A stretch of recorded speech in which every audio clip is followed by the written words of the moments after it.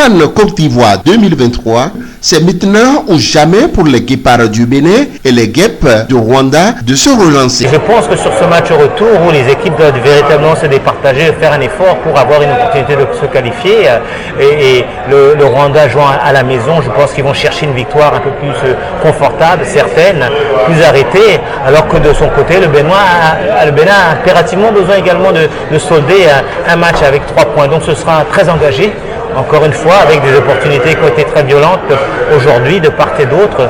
Et je pense que ce sera un match tout aussi intéressant aussi. À en croire le vice-président de la Fédération rwandaise de football, l'objectif d'avoir les 3 points au match retour reste inchangé. Le match retour, nous nous préparons en conséquence. Notre but, notre objectif, c'est de pouvoir au moins avoir 4 points vis-à-vis de l'équipe du Bénin. Et nous tenons fort à cet objectif et j'ose croire qu'on va arriver au bout.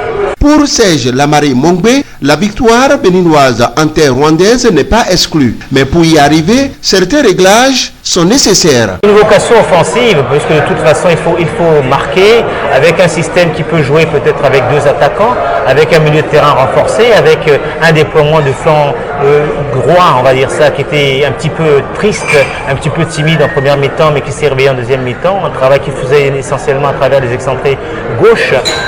Mais je pense que aussi la dimension offensive doit être soulignée avec une présence de Mounier. On a vu que sa rentrée était déterminante. Au jeu aérien, il le négocie très bien, les remises, les finitions. Et c'est par lui, encore une fois, que l'égalisation est survenue. Donc, démarche offensive beaucoup plus audacieuse, beaucoup plus conquérante également, et qui va appeler à davantage de ressources parce que cette fois-ci, on va aussi jouer chez l'adversaire. Mais quelles leçons tirer du match aller? Sur cette question, les avis de nos 2 experts restent différents.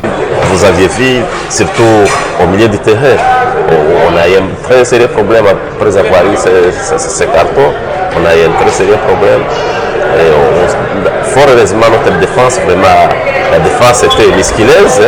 Elle a essayé d'arrêter. Et puis vos garçons aussi avaient esprit de là très agressif. Mais fort heureusement, on n'a pas tombé à l'échec.